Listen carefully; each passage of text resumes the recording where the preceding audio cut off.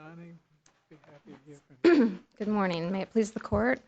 My name is Sapna Merchandani, and I'm appearing on behalf of appellant Marcel Aparicio-Soria. Mr. Aparicio-Soria respectfully requests that this court hold that his prior conviction for resisting arrest in Maryland categorically does not qualify as a crime of violence under the guidelines because it lacks an element of violent force. Just recently, this court decided United States v. Gomez, which is discussed in the brief at length, so I won't belabor those points. But in that case, the statute, because it could be committed by force or could not be committed by force, but it didn't actually have categories, separate crimes that you could point to and look at. Because of that, it was categorically not a crime of violence. I would also like to point your attention to a decision that Judge Wilkinson, you decided just 15 days ago. It's Rangel Castaneda. And in that case, the defendant was arguing that his conviction for Tennessee aggravated statutory rape did not qualify as a generic statutory rape under the same guideline we have here, the 2L. In that case, he argued that because his conviction depended on an element that required the age of 18 be the age of consent, while the generically statutory crime had an age of 16, it was categorically overbroad. And that was the language that they used, categorically overbroad. So some of the offenses could have been committed upon a victim under the age of 16, some may not. What we have is a couple of prior decisions. I think both of them were written by Judge King, which addressed the more specific. Which cases? Jenkins and Warlick. Jenkins and Wardrick. And I think they're Jenkins and Warlick, and they address the specific situation here, which was the residual clause of ACCA, that the resistance to arrest qualified as a violent felony. That was a different clause, and that was a different guideline. It didn't turn on whether the force clause or the residual clause really was at issue. It seemed to indicate those opinions. And there's a relationship, of course, between the residual clause and the force clause. But I respectfully disagree, Your Honor. Actually, James and the cases you mentioned, they are analyzing the question of whether or not the conduct presents a serious potential risk of physical injury. In those cases, you look at the ordinary case, you look at... I know that. I mean, I know the difference between the residual clause and the force clause in the ACCA, but what I'm saying is you had really the same crime in these cases, and I'm simply afraid, say, oh, well, that was just a residual clause, and we're dealing with the force clause, that we're going to be eroding those two cases which spoke to exactly this crime. Well, respectfully, Your Honor, those cases did not speak exactly to the analysis here. The analysis here is there an element of violent force? Not... It might be helpful if you have at your fingertips, and I suspect you don't, but maybe you do. Is there an opinion anywhere in the country in which the same crime was found to qualify under the residual clause, but not under the force clause?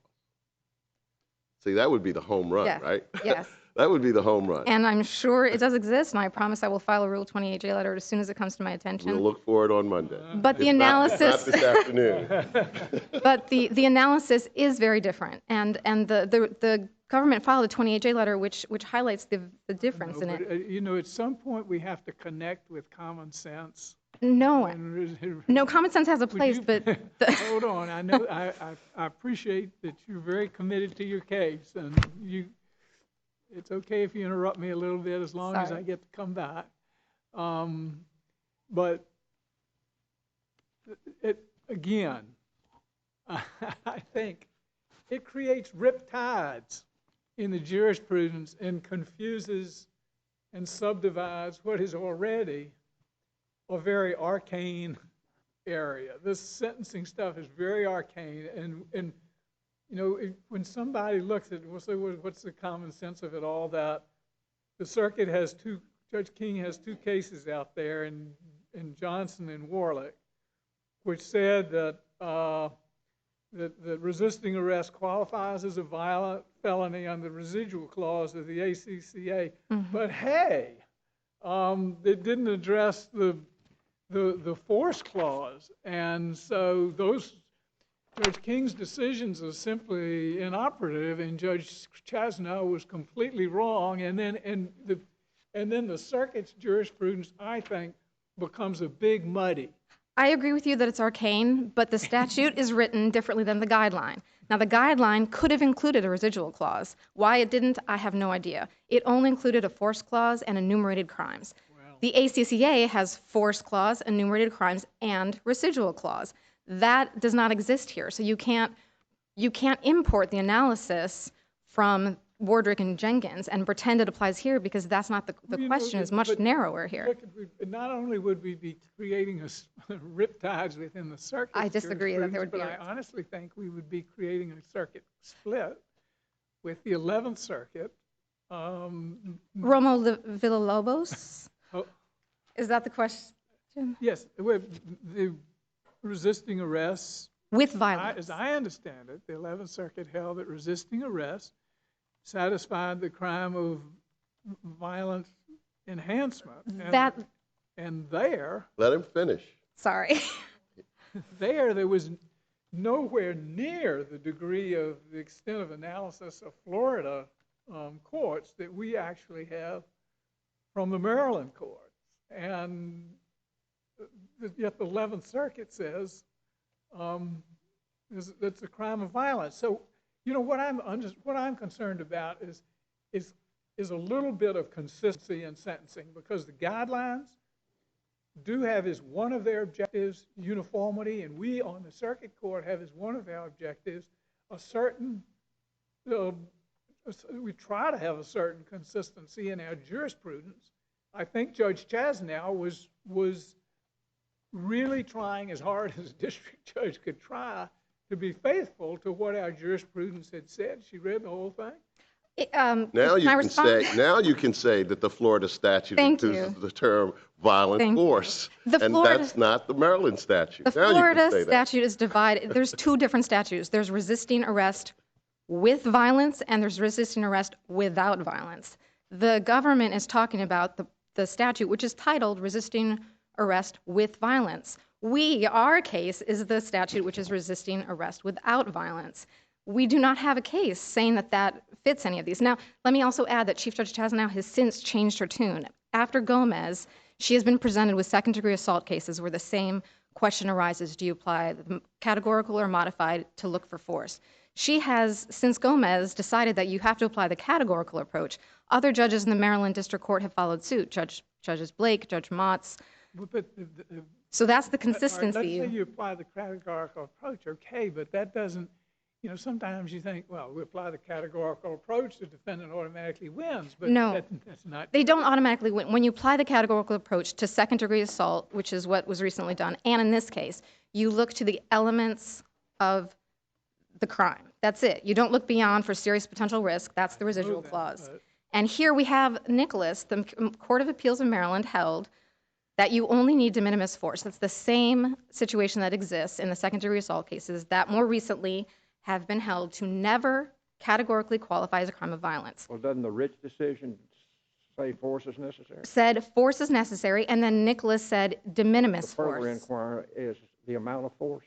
The amount of force is important because Johnson, the Supreme Court, looked at battery, Florida battery, and found that the battery conviction needed only de minimis force. It did not qualify. The amount of force is determinative, isn't it? Yes, it is. It is. You As can't an element of the offense. You can't have something less. Look to the facts to determine the amount of force? No, you look, because the categorical approach makes you have to look at how it is defined. The charging documents. That's only if you go to the modified, and that is only if you have divisible categories of crimes. You're saying this is a category. This is a categorical, clearly categorical. If you want to go to the modified, we still win because the charging document doesn't tell you that doesn't necessarily show that he was convicted for a violent crime. He was sentenced to 4 days for what seemed like this spree of activity, and the charging document says he failed to put his hands behind his back, and he hit and he bit an officer. We agree that hitting and biting hitting and biting is violent force, but we don't know which basis he pled guilty to because the government has not satisfied their burden of producing the plea transcript. The district court, the Rich decision, the one line that it draws, it takes about as comprehensive a survey as it's possible to take and say that the difference between resisting arrest and the lesser obstruction is the element or the presence of force. Force, but not violent force.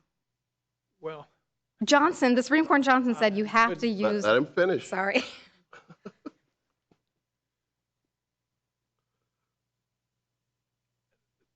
all I'm saying is that when you codify a crime, codify it against the common law background, and the background here, dating back from 1950, is that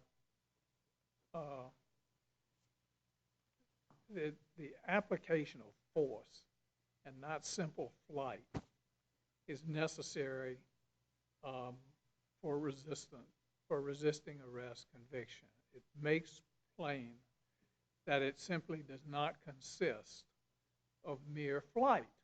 That's right. And once again, I think when you try to put this together, the circuit precedent is simply very critical to this. And it just seems odd to me, as a matter of common sense, that something can be one thing under a residual clause, something else under a force clause, in the face of a decision, a long line of decisions from the Maryland court that Rich surveys, which says that the difference between resisting arrest and obstruction is force. I mean, it seems to me we cut against the grain of Rich, and we cut against the grain of our own circuit decisions, and we keep splitting and subdividing and making the whole area more complicated, more arcane. And I also think when you say, oh, well, resisting arrest doesn't involve force, when the whole crime is called resisting, I don't know how that connects with common sense. Well, common sense doesn't... What matters is how the Court of Appeals in Maryland defines it. Now, the government keeps talking about resisting arrest being inherently violent. In their mind, they see violence. You may too. In my mind, I picture passive resistance. I picture Gandhi. I picture civil disobedience. But what's in our minds is not relevant. What matters is what the Court of Appeals in Maryland has said. And they said the slightest touch, the slightest physical touch, constitutes force. It does not have to be violent. Pushing away from a police officer and running away would satisfy the elements. Pulling your arms into your chest is what happened in Jason Allen. Pulling his arms into his chest was sufficient force to satisfy. The point is, Johnson says you're not to take outliers. And the question is, what do most of these crimes involve? And Johnson says, all right, you can always find an outlier somewhere where there's, and I guess in some of those cases where it was de minimis force, I thought one of those cases in Maryland appellate court actually reversed. But the point is, what is the heartland of the crime? Not whether you can point to some case on the, where you do this and you get, that's not the common crime. When you're looking, I think your reference to the Johnson language of ordinary case, again, that goes back to the residual clause. They say, and let me just quote, it says that the residual provision speaks in terms of potential risk, which is inherently a probabilistic concept. Therefore, the proper inquiry is whether in the ordinary case it presents serious risk. None of that exists in the force clause. Gomez says the only question, much simpler, is there an element of violent force? Here, the answer is no. You run into Rich, which says that force is an element. Not violent force. My time is up. I will sit down. Thank you.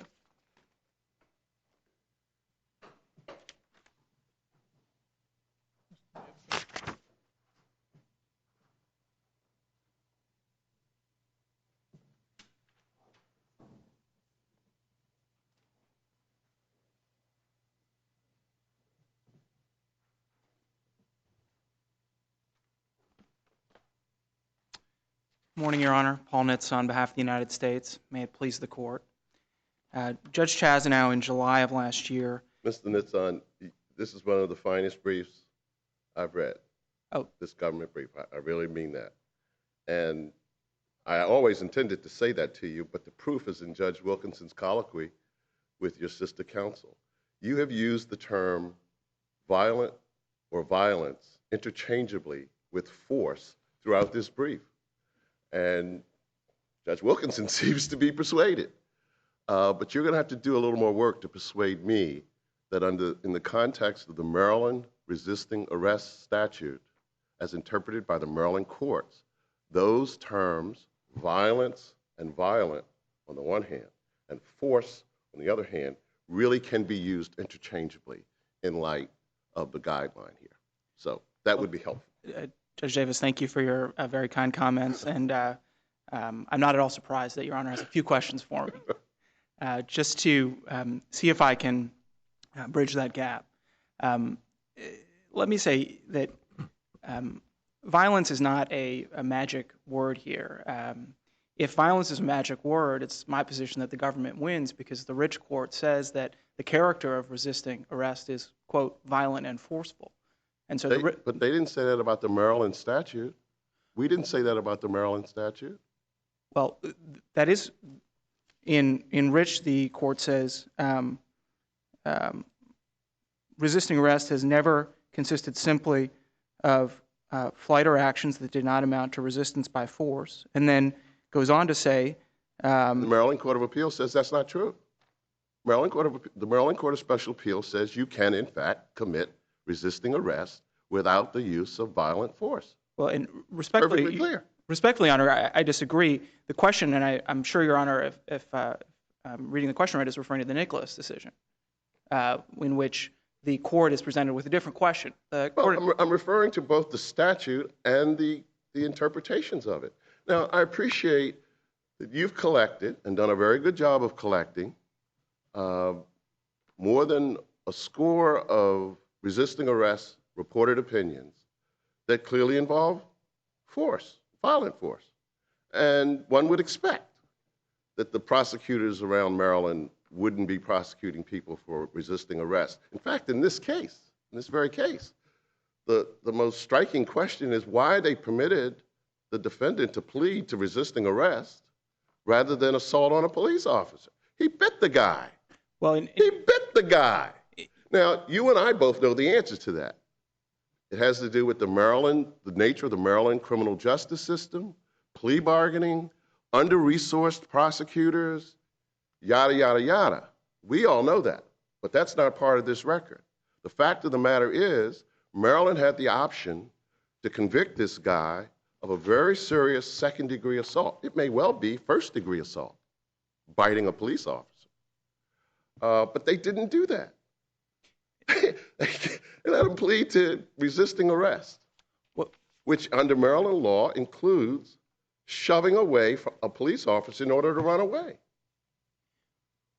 If I might, I was a local DA for 3 years. Of course you were. And I prosecuted resisting arrest. And exactly. I had 150 misdemeanor cases on my shelf. And you had to move the cases through. You got to get rid of them. And if somebody was willing to plead to resisting, and your police officer was still out on the street or homesick or visiting his wife in the hospital, you took what you could get.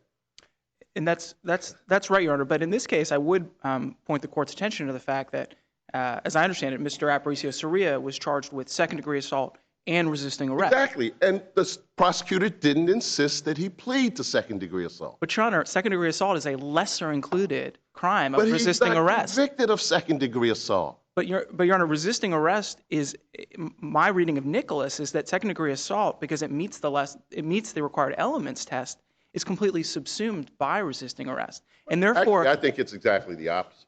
The opposite. Resisting arrest is the lesser included. Well, resisting arrest can't be a lesser included of second-degree assault because resisting arrest requires elements... Yeah, okay. Let me ask you this. What significance do you attach to the actual wording of these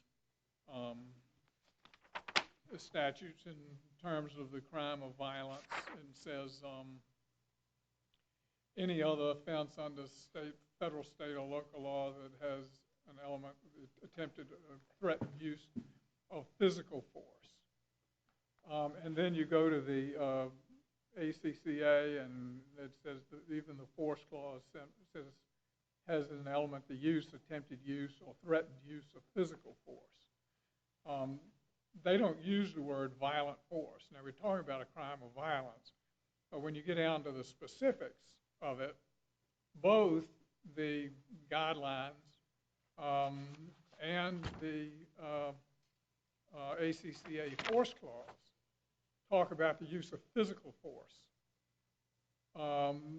So does that make a difference to you that the term physical force is used rather than violent force?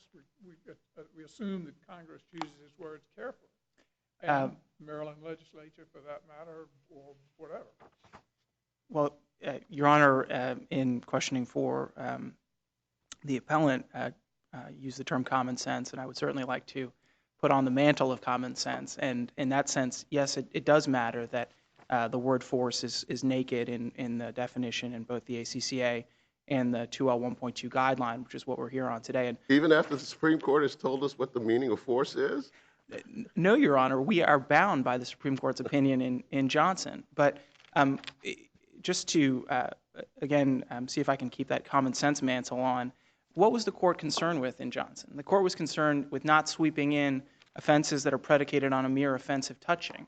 And this is where it's really important to contrast the jurisprudence of the Maryland state courts with regard to second-degree assault and their resisting arrest jurisprudence. With regard to second-degree assault, we have real cases like Lamb and Epps in which a person was convicted of second-degree assault in Maryland for something that was certainly not violent force, like pinching or kissing or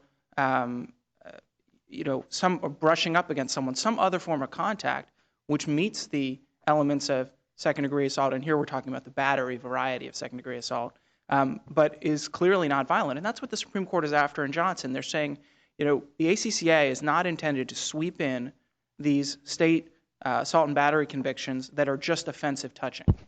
Resisting arrest, both as characterized by the Maryland courts and just as one thinks about the offense in terms of common sense, involves violent physical force. And there's a clause in the Johnson opinion which refers to not violent physical force, but merely strong physical force. Those are the words that are used by the Supreme Court in Johnson. And what we have with resisting arrest, by its very nature, is a crime in which a defendant is trying as best as he or she can to get away from a law enforcement officer. And that means that one human body is trying to escape the reach of another human body. This is not about kissing someone on the cheek or pinching them. This is about someone getting as far away as they can from a law enforcement officer in order to avoid arrest. And that means that what we're necessarily talking about here is strong physical force, because one person cannot evade the arrest of another person except by using strong force. And with all due respect to opposing counsel, they use examples involving someone grabbing a tree or linking arms with protesters. Pulling someone away from a tree is not resisting arrest in Maryland. Resisting arrest in Maryland requires the application of force to another person.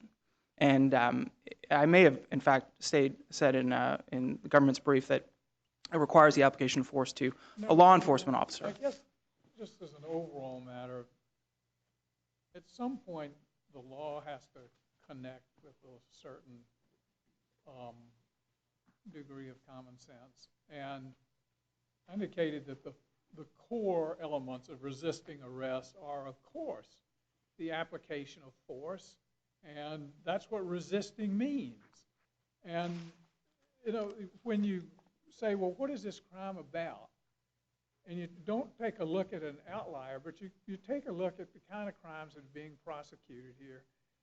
And what you have here is someone who risked serious injury to law enforcement officers, the general public, himself. He engages in a high-speed car chase. His vehicle hits an innocent bystander. He flees into a hotel lobby. There's a confrontation with the police at that point. He's biting the hand of one officer. He's actively fighting arrest until he is, after quite a struggle, subdued. And and yet we're in the face of all this, we're going to split hairs between this, that, the force clause, the residual clause, and whether this physical force or violent force or whatever. At a certain point, it troubles me because the law takes such leave of what the common sense of it is all about. It's just like Peter Pan and Wendy over in some never land or something to say that resisting arrest doesn't involve force, and generally as a core matter, as a generic matter, very serious force. Well, and I'm certain that's what those opinions in Johnson and Warlick are getting at, and to subdivide this area and to make it more and more abstruse, and more arcane, and more divorced from the reality on the ground. I just don't see it. Well, Your Honor is certainly singing my tune in that regard. Judge Chazanow in her sentencing record in this case. What would the Maryland judges say to Judge Wilkinson in response to that speech? What would the Maryland prosecutors say to Judge Wilkinson in response to that speech? Here's what they would say. Judge Wilkinson, you got a problem in federal court. That's not our problem. Our problem is masses of cases coming through the state system. We've got the statement of charges. The judge who sentenced this guy knew what he did. We don't care if he pleads guilty to resisting arrest or second-degree assault or attempted murder. That's not our problem. Congress made it your problem, Fourth Circuit, by enacting these statutes that incorporate all manner of state law crimes that are just innumerable in their elements, in their context, and that's not our problem. And Congress created the problem. The Supreme Court has made efforts to mitigate it, and courts like this one all around the country for years now have made efforts to mitigate it. Judge Wilkinson, as counsel mentioned, wrote an opinion 2 weeks ago that greatly mitigated some of this chaos. But the chaos comes from Congress. And if Maryland wants to permit a guy who bites a police officer to plead to resisting arrest rather than second-degree assault, Maryland's entitled to do that. It's not the role of this court to treat him as if he committed second-degree assault, even if he did, if he wasn't convicted of second-degree assault. That's what the prosecutors and judges in Maryland would say in response to what you just heard. Well, we are in an area of the law where there is a certain lack of clarity, Your Honor, and Your Honor has laid blame with Congress, which of course has not seen. But they're not here to defend themselves. They're not. Senator Specter and Leahy and the other members of the Senate Judiciary Committee who wrote this law. Senator Specter's not here. He is not here. They are not here, and of course, Your Honor is right that we've now seen about 25 years since the ACCA was passed, and nary a word has emerged from Congress to amend the statute. On the other hand, Your Honor, I would say that the Supreme Court has been less than crystal clear in this area. Of course, did Judge Chazanow, after she determined that the Rich case required force in resisting arrest, what further information did she gain by using the modified approach to it? She's not looking for the facts, if I understand it. She's looking for the elements of the crime.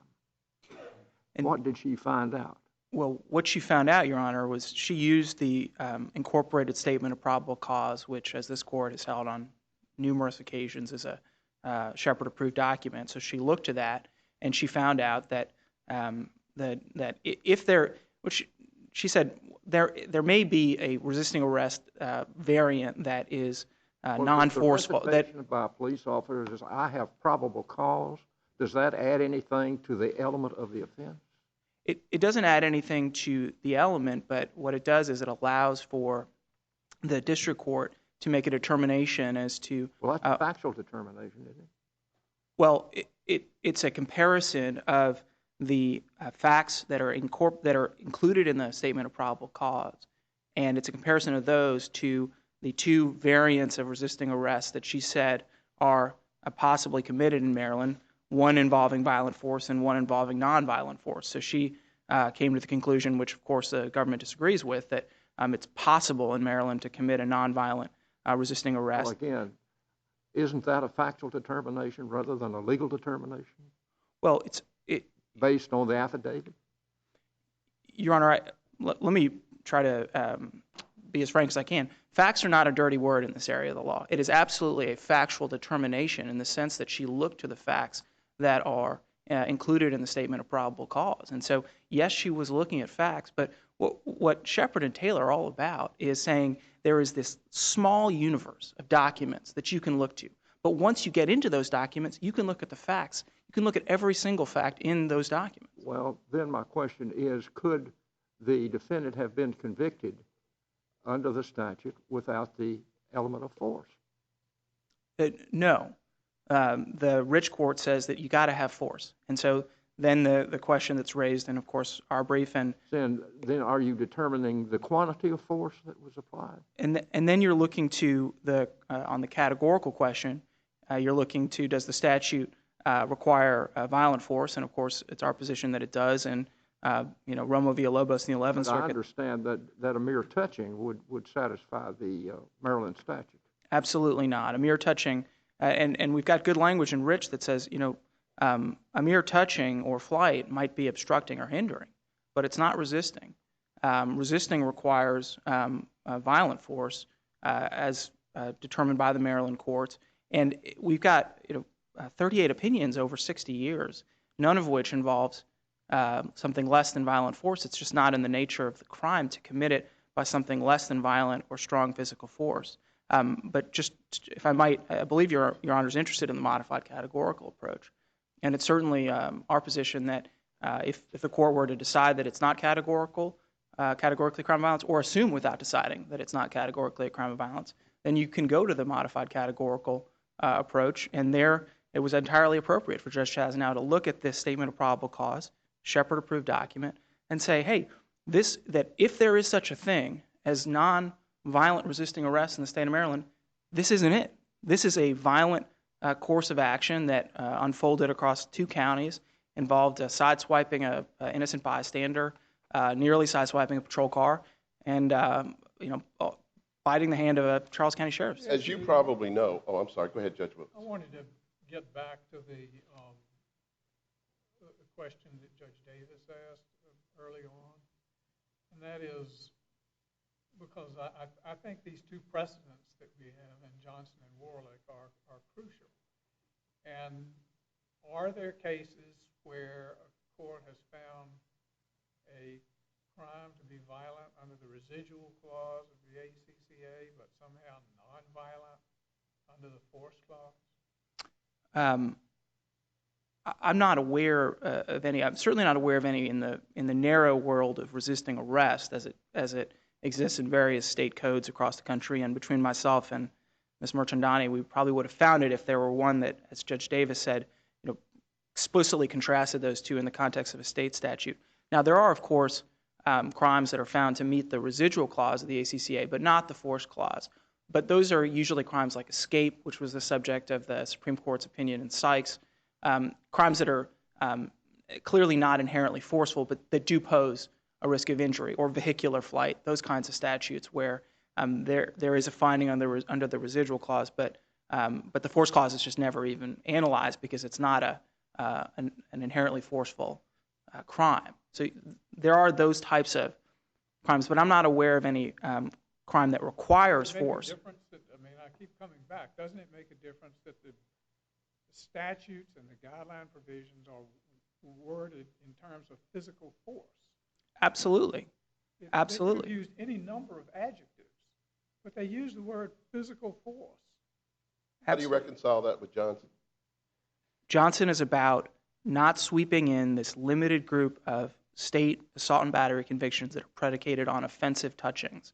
Resisting arrest has to involve more than an offensive touching. This is not about pinching or kissing someone on the cheek who doesn't want to be kissed. This is about pulling away and physically struggling with an officer. I do have one last quick question. You're probably aware, I'm sure, perhaps counsel for the defendant is not, that we've put on the shelf a number of cases pending the Supreme Court's decision in, I'm not sure how to pronounce it. Is it Deschamps?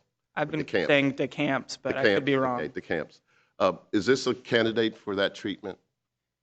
Well, of course, by the time the Supreme Court decides, this guy is probably going to be deported, I suspect. But should we hold this case, in your opinion? Well, would that help us? I guess it wouldn't if we decide it's categorical. That's right. So 2 points. One is, Your Honor, I believe that I didn't calculate or go on the prison website to determine Mr. Aparicio-Soria's release date, but it is sometime in 2014. Oh, okay. So there is room to run here, and I do think that I'm sure Ms. Merchandani would tell you that this is important and that the court should decide it, and it would matter to Mr. Aparicio-Soria's sentence. On the issue of DeCamp, if the court goes in a categorical direction and upholds the decision of Judge Chazanow because resisting arrest is categorically a crime of violence, then I don't think DeCamp is in play because that's a modified categorical case. If, however, the court goes in the modified categorical direction, then I think it probably would make sense to hold it for DeCamp. Thank you. I see I'm out of time. I'd be pleased to hear from you in rebuttal. I'll keep it very brief. We agree with the government that if this goes categorical, there's no need to wait. If it goes modified, then we should see what DeCamp says. What is your view about holding it? Well, we believe that the categorical approach applies and that it's never a crime of violence. But the Supreme Court is deciding whether it's categorical or, I mean, it's going to decide this whole business of categorical. Well, no, the Supreme Court is going to decide once you go to the modified whether or not you can supplant a missing element with proof of facts in the record. How much surgery you can do on the statute? Yes. How much of a scalpel you can take, exactly. But they're not going to address whether the categorical applies. They're just going to say once you go modified, can this other thing be used? So we could write this opinion only to find ourselves brought up short by something the Supreme Court says. It's certainly going to be in the area. I encourage you to write it up quickly and to find it categorical, because the Supreme Court in DeCamp will say nothing that affects that. You don't need DeCamp for that. Nothing we say is going to persuade the Supreme Court. Well, but something the Supreme Court says. Well, the Gomez, to find the categorical approach applies here. All you need is Gomez and Johnson. Well, Gomez, see, that's the problem. Gomez is, the viability of Gomez, I think, turns significantly on DeCamp's. You think so? That's the truth of the matter. Even though the statute was found I think so. divisible. Well, in that case, maybe We're all you waiting will. with bated breath. Okay, that's fine. Or some of us are. Just to correct a couple. The government is saying you lose under either approach. I think we win under either approach. But just to correct a couple of statements that the government made, just as a factual matter. Excuse me. They said that the Maryland force, that under Maryland law, the resisting arrest, the force has to be applied to another person. That is absolutely not true. We know I can't remember if it's Nicholas or Rich, but the force can be applied to an object, which is why I gave the tree hugging analogy. The government in that case, actually the state, argued that the force of slamming a door in the face of an officer was enough physical force to constitute resisting arrest. Okay, the second thing I want to correct. Can I ask you a question? Yes. One of the things that interests me is, the categorical approach tells, the modified categorical approach says what records a district court is the maximum allowable universe of records that a district court can consult in terms of applying predicate offense used to determine a guideline range or an ACCA sentence. But suppose the case goes back on remand And Judge Chasnow, after decamps or whatever, Judge Chasnow says, well, you know, I'm no longer applying predicate crimes, but federal law imposes no limitations on what I can consult in the course of sentencing. And I have a very good idea what this is. I know what the activity, what this individual did with a car chase, hitting innocent pedestrians, fighting police officers. And I'm going to use this not in terms of a predicate crime ACCA sentence or predicate crime of violence. I'm going to use it for an upward variance. That would be perfectly fine. Under 3553A, the court could consider that and say, I think you're an inherently violent person. Based on these charges, I want to give you an upward variance. That's fine. But that is very different than saying that it satisfies the force clause. And if I could just make the second correction what's to your the second point? government. The government said that that Nicholas says that violent force is necessary. It's the opposite. De minimis force is necessary. The government said that more than offensive touching is necessary. Again, not.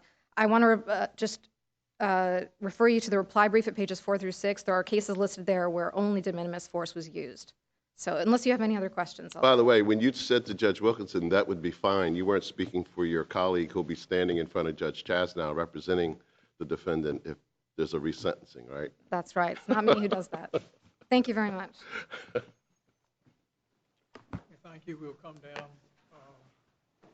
and we'll proceed right into our next case.